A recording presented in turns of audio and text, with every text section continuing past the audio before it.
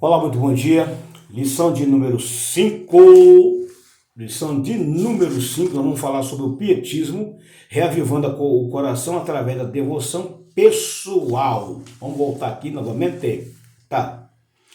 O texto áureo, e eu anotei 6 coisas importantes, que está em 1 Timóteo 4:16. Primeiro, eu tenho que cuidar de mim, né? É lógico. Nós precisamos cuidar da aparência, precisamos cuidar da saúde. Ninguém pode fazer nada sem não cuidar primeiro. Tá. Depois eu vou cuidar da doutrina. Quando fala cuidar de ti mesmo, como é que eu posso fazer a obra de Deus, lidar com as coisas de Deus, se eu não cuidar de mim mesmo? Depois vou cuidar da doutrina. Então, tudo aquilo que for relacionado a Deus, eu preciso ter um máximo cuidado. Tá? Quando se ia escrever a Bíblia, e quando chegava na palavra Deus, Espírito Santo e Jesus, os escritores lavavam as mãos para eles escrever a palavra Deus no pergaminho. Isso é importante. Lavavam as mãos. Ao pronunciar ou escrever o nome Deus, eles lavavam as mãos. E lembrando, gente, todo nome próprio é com letra maiúscula. Nenhum nome próprio deve se começar num cabeçalho de um tema, de um título, ou onde for, com letra minúscula. E todo cabeçalho, ele começa sempre com espaço no canto de uma linha, para o final de uma linha. Tem que ter um espaço. E sempre começa com letra maiúscula, porque é nome próprio. Então, nenhum nome próprio deve ser escrito com letra minúscula. Esse era o cuidado que o pessoal tinha. Se o pessoal tinha esse cuidado, e nós? Muitas das vezes, nós fazemos a obra de Deus relaxadamente e de qualquer maneira, como se estivesse fazendo para uma outra pessoa. Tem uma grande diferença. Quando você faz uma obra para qualquer pessoa de qualquer maneira, se é numa grande empresa, você não recebe. E para Deus, podemos fazer de qualquer maneira? Não. Também não. Temos que ter cuidado. Tá? E depois, em sequência, ele fala que nós também devemos cuidar também dos outros. Cuidar dos outros e perseverar. Não sou eu como os outros. Na verdade aplicada, ele fala sobre a dependência do Espírito Santo. Devemos ser dependentes do Espírito Santo. Por que precisamos ser dependentes? Ele vai dar a resposta na sequência da verdade aplicada. Para que a chama do Espírito Santo, ela mantenha sempre acesa até Jesus voltar. Se você ler Efésios capítulo 4, versículo 30, a Bíblia diz que nós não devemos entristecer o Espírito Santo, porque nós fomos selados para o dia da redenção. Tá. Aí tem agora os 3 objetivos da lição. O primeiro objetivo vai enfatizar sobre compreender o surgimento do pietismo. Por que esse movimento surgiu? Tá. Por que esse movimento surgiu? Por que esse movimento surgiu? Nós vamos entender dentro da lição por que esse movimento surgiu. Esse movimento surgiu por causa de uma fraqueza, tá? Por causa de uma frieza espiritual e por causa do enfraquecimento religioso e por causa de divergências teológicas. E essas divergências teológicas trouxe um enfraquecimento religioso e trouxe também uma frieza espiritual, ou seja, deixou uma igreja subdividida. E esse movimento surgiu exatamente para trazer o povo a se aproximar mais de Deus, a ter um contato mais pessoal com Deus, através do novo nascimento e através do Espírito Santo. Isso é bom. Tá. Qual foram as mudanças que houve lá? Tá. A reforma pietista. É bom deixar bem claro que a igreja luterana ela é fruto da reforma protestante. Não teve mudança significativa na liturgia do culto. Ou seja, a liturgia do culto não sofreu muitas mudanças, sofreu algumas pequenas mudanças. Tá, quais são essas pequenas mudanças? Aboliu as imagens de escultura na parede, foi uma mudança. Teve permissão para os pastores se casarem, que até então não tinha. Tá? Os cultos deixaram de ser celebrados na língua latim e passaram a ser conduzidos na linguagem do povo. A separação entre igreja e Estado ainda estava ganhando corpo. Nasceu na Reforma Protestante, mas só foi concluído no final do ano 1789, depois da Revolução Francesa. Os pastores luteranos se dedicavam arduamente ao estudo da Bíblia. Por que eles se dedicavam arduamente ao estudo da Bíblia? Para que eles tivessem condições de ensinar o povo. Então significa que ensinar o povo não pode ser de qualquer maneira. Tem que se dedicar, tem que ler, estudar, orar, se preparar. Nós estamos lidando com o povo. Então não pode ser qualquer tipo de comida de qualquer maneira que temos que empurrar para o organismo da pessoa. Se você for a um restaurante, nem todo mundo pode comer de tudo. Então tem que ter uma preparação para que cada um coma aquilo que vai se fazer bem. Tem que ter uma preparação. Quando se ia escrever o pergaminho, e quando ia colocar no pergaminho a palavra Deus, Jesus e Espírito Santo, principalmente a palavra Deus, eles lavavam as mãos, purificavam as mãos e se preparavam espiritualmente para escrever a palavra Deus do pergaminho. Então aqui diz que os pastores se preparavam para ensinar o povo. Todo pastor, quando vai dar um culto de doutrina, um ensinamento, ele se prepara. Ele lê a Bíblia, ele ora, ele prepara um esboço para trazer uma mensagem de ensinamento para o povo. Então não é de qualquer maneira você vai pregar, não, eu vou para a igreja pregar e o Espírito Santo vai me revelar. Meu filho, você tem que ler a Bíblia.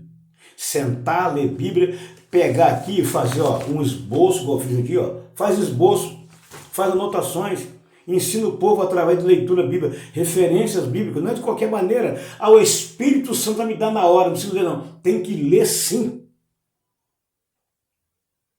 Jesus falou que o Espírito Santo ele ia guiar e também ensinar. Quem falou? Jesus falou que o Espírito Santo ele ia ensinar e também guiar. Mas você tem que ler. Se você não ler, não adianta. A Bíblia diz que o povo foi destruído porque lhe faltou conhecimento. Então temos que ler. Se não lermos, não adianta nada. Tá, então vamos lá.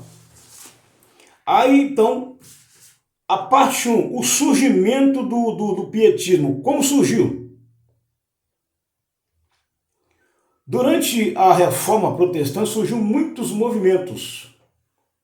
E o pietista foi um deles que surgiu também. Quando ele surgiu?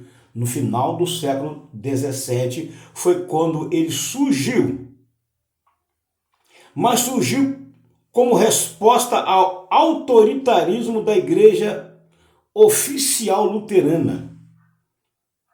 Foi por causa do autoritarismo da igreja luterana que esse movimento teve que surgir. Tá? E quais são as ideias que eles trouxeram? Qual foi a ideia que esse movimento aqui trouxe? Tá. O que eles viram para melhorar o que estava acontecendo? O que eles viram lá? Eles viram lá enfraquecimento religioso. Ó, eles viram lá enfraquecimento religioso, frieza espiritual, divergências teológicas. E essas divergências teológicas foi o que trouxe isso aqui. Frieza, enfraquecimento religioso. Então esse movimento surgiu exatamente para isso. Porque esse movimento surgiu. Tá? Esse movimento, ele visava o quê? A vivência espiritual da fé, leitura da Bíblia, moralidade prática, compromisso com a transformação social e espiritual. Esse movimento dava extrema importância à experiência de conversão. Os membros deveriam dar testemunho público de que eram realmente convertidos e não ser luteranos apenas por ter nascido de uma família luterana. O pietismo surgiu como uma reação ao formalismo e à rigidez teológica da ortodoxia luterana. Aí vem aqui, você tem aqui o tópico 1.1. Eu falei da reforma, das ideias da reforma. O 2, ele vai falar do resgate, 2, né? 2. O resgate da reforma. O movimento pietista buscava o quê? Promover uma espiritualidade mais profunda pessoal e também enfatizava a importância da experiência com Deus. Coisa boa. Você tem que ter uma experiência com Deus e você tem que ter também uma espiritualidade profunda. Será que precisamos ter isso hoje? Sim. Como vimos, o pietismo se preocupava com a experiência pessoal, individual, experiência espiritual e individual da pessoa com Deus. Existia uma preocupação com a conversão genuína. Para isso foi estabelecida a confissão de fé, tá? Pública, que influencia inúmeras igrejas evangélicas até hoje. Uma vez que a pessoa se converte, independente de sua origem social, era incorporada na plena comunhão universal com os demais cristãos. Isso é bom.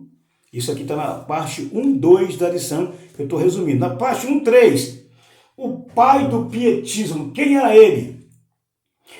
O pai do pietismo foi Philipp Jacob Spiner, ano 1635 a 1705. Teólogo luterano alemão, denunciou os abusos na igreja. Olha o que denunciou: abusos na igreja, falta de conhecimento bíblico dos crentes em sua obra Pia Desideria. Nela, Spiner propunha um programa abrangente de reforma para a igreja luterana. Assim iniciou-se o movimento pietista, que defendia o intenso aperfeiçoamento da piedade na essência luterana. Predominava em sua teologia a priorização das escrituras em lugar dos credos, a procura da santificação, defesa da doutrina. Tem a Bíblia como a única referência de fé, o conhecimento religioso aprofundado e a preocupação com o desenvolvimento espiritual. Essa era a ideologia de Philipp Jacob, o pai do pietismo. Ele afirmava uma experiência pessoal com Deus, começando pelo novo nascimento por meio do Espírito Santo. Essa ideia é boa, né? Um novo nascimento por meio do Espírito Santo. Tá. Desideria significa desejos piedosos. Então ele trouxe uma reforma, ou propôs uma reforma para tornar a fé mais viva e ativa. Tá? Ele tinha coisas importantes leitura da Bíblia, que era para dar ênfase à leitura da Bíblia, tá? Tinha que estar também, essa leitura da Bíblia tinha que ser individual e comunitária, pequenos grupos de oração e estudo da Bíblia, importância da experiência espiritual pessoal, não apenas do conhecimento teológico, mais do que apenas dogma. Os pietistas buscavam um encontro real e vivo com Deus, um cristianismo prático, tá? Cristianismo prático, a transformação espiritual é medida pela mudança prática no conhecimento e no impacto social. Aí no 2 ele vai falar da convocação para uma segunda reforma. Mas será que teve mesmo a necessidade para convocar o povo? Gente, tudo que é de extrema urgência deve-se haver uma convocação. Quando tem uma convocação geral, é porque alguma coisa está acontecendo que precisa chegar no lugar, acertar os eixos. E Philip Jacob, ele viu que algumas coisas na igreja luterana estavam fora de padrão e precisava dar uma melhorada porque estava fora do padrão. Tá. A decadência espiritual da reforma. Misericórdia.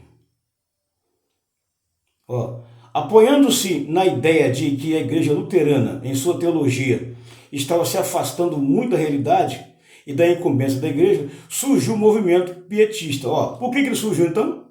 Porque ele viu um afastamento da realidade e da incumbência da igreja. Ele viu o povo se afastando. Hoje tem um bocado de gente que só tem cartão de membro. Você é de que igreja?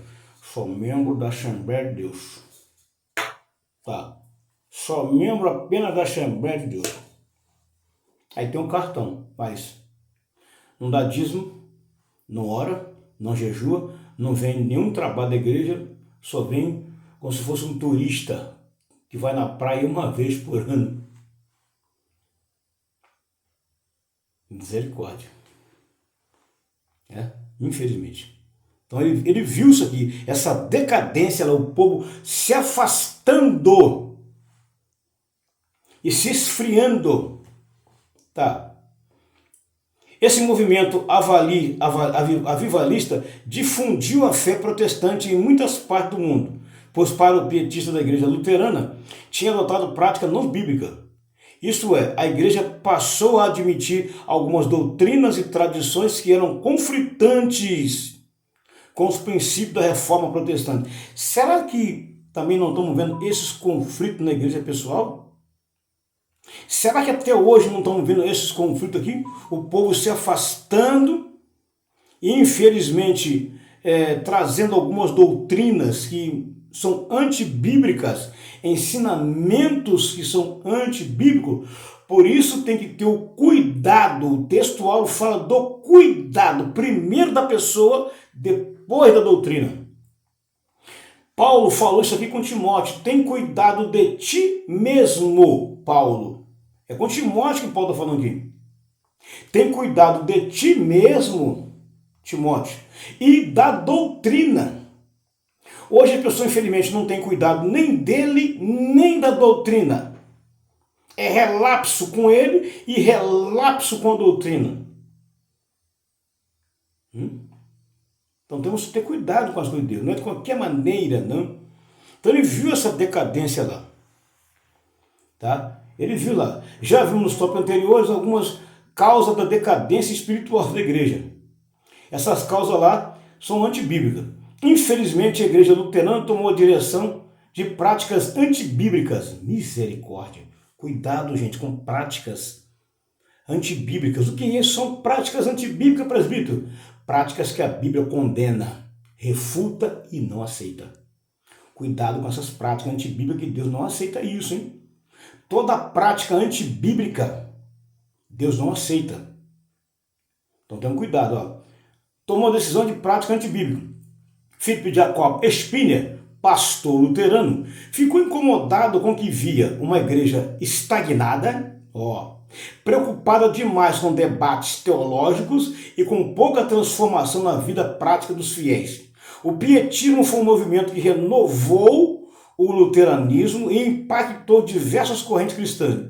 Ele ajudou a moldar a espiritualidade protestante moderna, incentivando o cristianismo mais ativo, devocional e socialmente engajado. Essa era a visão dele aqui no tópico 2.1. No tópico 2.2, Conde Nicolau von Zindfort. Quem foi esse homem? Quem foi esse Conde Nicolau?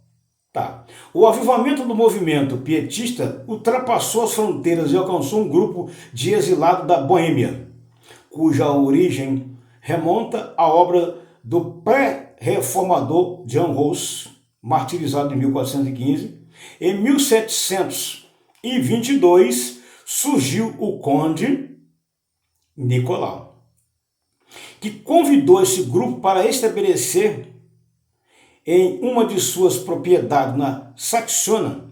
Posteriormente, esses irmãos, por conta da origem, passaram a ser identificados como moravianos. Na verdade, é quase impraticável pensar numa missiologia ou teologia da missão sem considerar o papel do conde, apontado como figura mais importante da história da espiritualidade cristã do século XVIII. Esse homem teve uma importância muito grande. Ele teve uma importância muito grande, Esse conde teve uma importância muito grande aqui e ajudou aqui, O Conde Nicolau foi uma figura central no movimento dos Hermanos Moráveis, uma comunidade cristã profundamente influenciada pelo pietismo.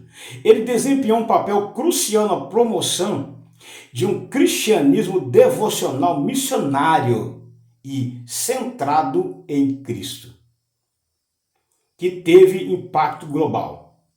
Nicolau nasceu em uma família aristocrática da Saxônia, na Alemanha, e foi educado em um ambiente profundamente religioso, influenciado pelo pietismo luterano, especialmente as ideias de Friedrich Jacob Spiner. Desde jovem demonstrava um fervor espiritual intenso e uma paixão por viver uma fé prática e centrada no amor de Deus e ao próximo. Estudou direito em Wittenberg, mas seu interesse estava mais voltado para assuntos espirituais e teológicos. Então, mais um homem que teve uma importância muito grande. E no 2.3, a missão moraviana, e foi exatamente a ideia aqui desse conde aqui. O que eles baseavam? Os morávios defendiam que divulgar os ensinamentos contidos no Evangelho aos perdidos é dever de toda a igreja. Concordo plenamente. Divulgar os ensinamentos contidos no Evangelho aos perdidos é dever de toda a igreja. Tem uns que acham só, não, é só missionário. Qualquer um pode fazer a obra. Então eu defendi isso aqui. E não somente de determinada sociedade ou alguns indivíduos. Esse pensamento levou o Conde Nicolau, ao assumir a liderança espiritual dos morávios, a transformar o grupo em um grande grupo de centro de preparação e envio de missionários, que acabou influenciando muitos movimentos na Europa e no mundo. John Wesley foi um dos que influenciados por esse movimento. Cada vez que esse movimento ia crescendo, ele ia influenciando mais pessoas. Gente, nós temos que ser influenciados por coisas boas. Coisa ruim não, coisa boa. Sob a liderança do conde, os Hermanos Moráveis, que eram um grupo de movimento missionário global, eles enviaram um missionário para vários lugares remotos, muitas vezes assumindo grandes riscos e vivendo em condições precárias. Seu trabalho foi motivado por um profundo senso de dever cristão e pelo desejo de compartilhar o amor de Cristo com os marginalizados e os esquecidos. Portanto, influenciado pelo pietismo, os moráveis eram um grupo missionário que levou o evangelho para várias partes do mundo. E isso aqui é muito importante. John Wesley, o fundador do metodismo, teve contato com eles e foi profundamente impactado. Falarei mais sobre isso no tópico 3. Nicolau é lembrado como líder espiritual visionário, cuja vida e obra trouxe um exemplo de amor, unidade e missão. Opa! Tá, agora no último tópico, que é o 3, lembrando que eu resumi aqui, o tópico 3, e é o último, nossas raízes teológicas. A identidade das raízes teológicas das Assembleias de Deus surgiu com o DNA dos movimentos de renovação e avivamento. A igreja não pode nunca perder o seu DNA de avivamento. E quando é que uma igreja perde o seu DNA de avivamento? Quando ela se mistura com o mundo e se afasta de Cristo. Aí perde o DNA. Infelizmente. Infelizmente. O 3.1, a influência pietista no avivamento norte-americano. Tá. A influência do pietismo no avivamento norte-americano foi profunda e abrangente, moldando tanto a espiritualidade quanto as práticas religiosas nos Estados Unidos, durante os séculos XVIII e durante o século XIX. Tá na parte 3.1, tá? Durante o século XVIII e XIX. Destaca-se o pietismo, esse movimento pregava que o homem interior deveria ser edificado, regenerado e equilibrado, para assim tornar-se um agente de mudança. Opa! Concordo plenamente. Tá? O pietismo preparou o terreno para o evangelicalismo moderno, com sua ênfase em conversão pessoal, missões e ativismo social. Está aqui a parte 3.2. Tá. O impacto e o legado que isso aqui trouxe. Educação de ação social. O pietismo foi o pioneiro em associar a fé e a educação com cuidado aos marginalizados.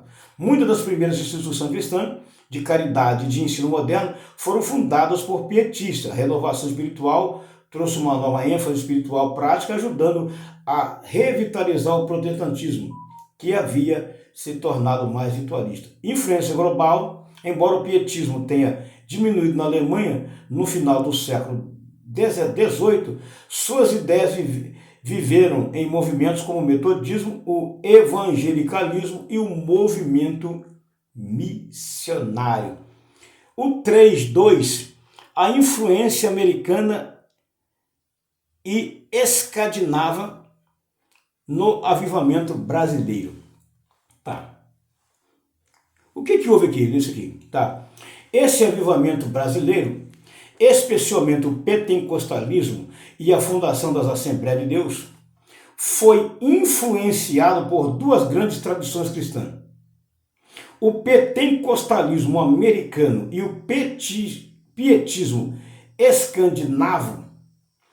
Essas influências ajudaram a moldar a espiritualidade, a teologia e as práticas da igreja pentecostal no Brasil. A principal influência americana veio do avivamento na Rua Azusa, 1906 a 1909, liderado por William Seymour em Los Angeles.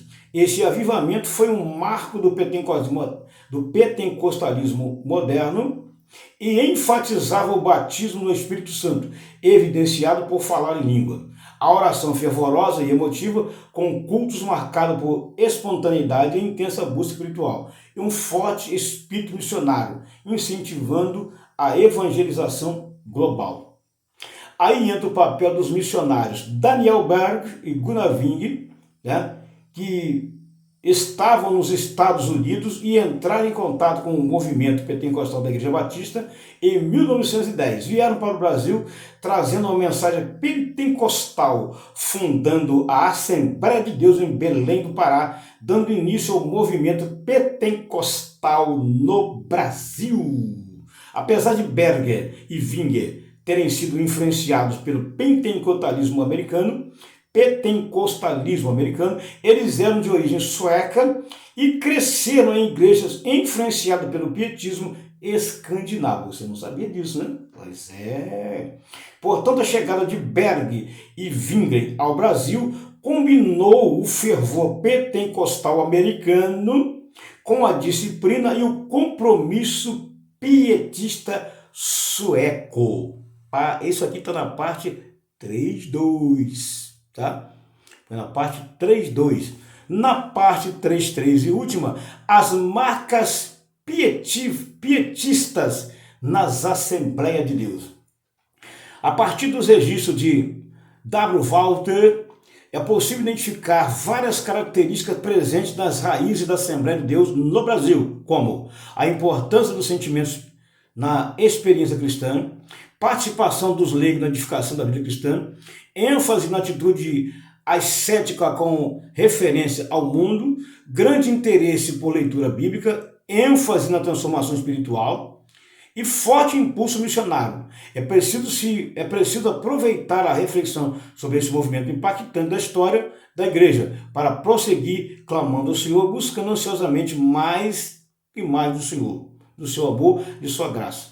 Como expressou o salmista: eu quero mais e mais de Cristo, eu quero mais do seu poder, eu quero mais da sua presença, eu quero mais do seu viver. Salmo 42, verso 1 e 2, parte 3 e última da lição. A influência do pietismo nas Assembleias de Deus é significativa.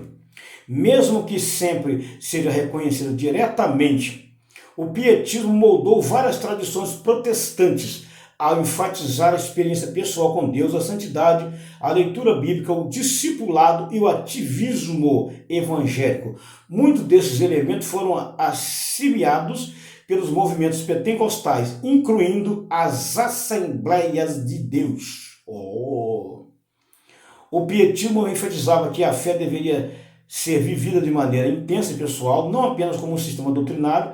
Da mesma forma, as Assembleias de Deus enfatizavam a experiência com o batismo no Espírito Santo através do batismo no Espírito Santo, que é visto como algo transformador da vida do crente. Aí eu tenho uma pequena passagem que diz assim: pequenos grupos e comunhão cristã.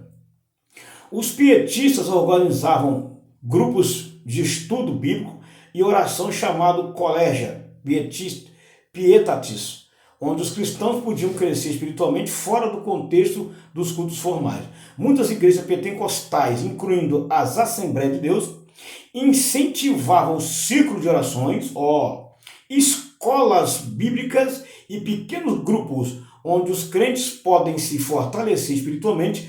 Essa estrutura fortalece o discipulado e permite um acompanhamento mais profundo da fé dos membros. Aí vai falar de evangelismo de missões, prática pietista no culto pentecostal. Tá? Embora as Assembleias de Deus tenham suas raízes diretas no movimento pentecostal, muitas de suas práticas e ênfases teológicas foram influenciadas por tradições anteriores, incluindo o pietismo. Você não sabia disso, né? Pois é. A ênfase em uma fé pessoal e viva, santidade, missões, discipulado em pequeno grupo e cultos fervorosos são marca do pietismo, que continua a moldar a espiritualidade assembleiana. Portanto, eu falei da lição de número 3. Não se esqueça de ativar o sininho, deixar o comentário e se inscrever. Seja bem-vindo ao canal Foco na Mensagem com a lição EBD de number 5. Thank you, my friend. Good morning, my friend. So long, goodbye.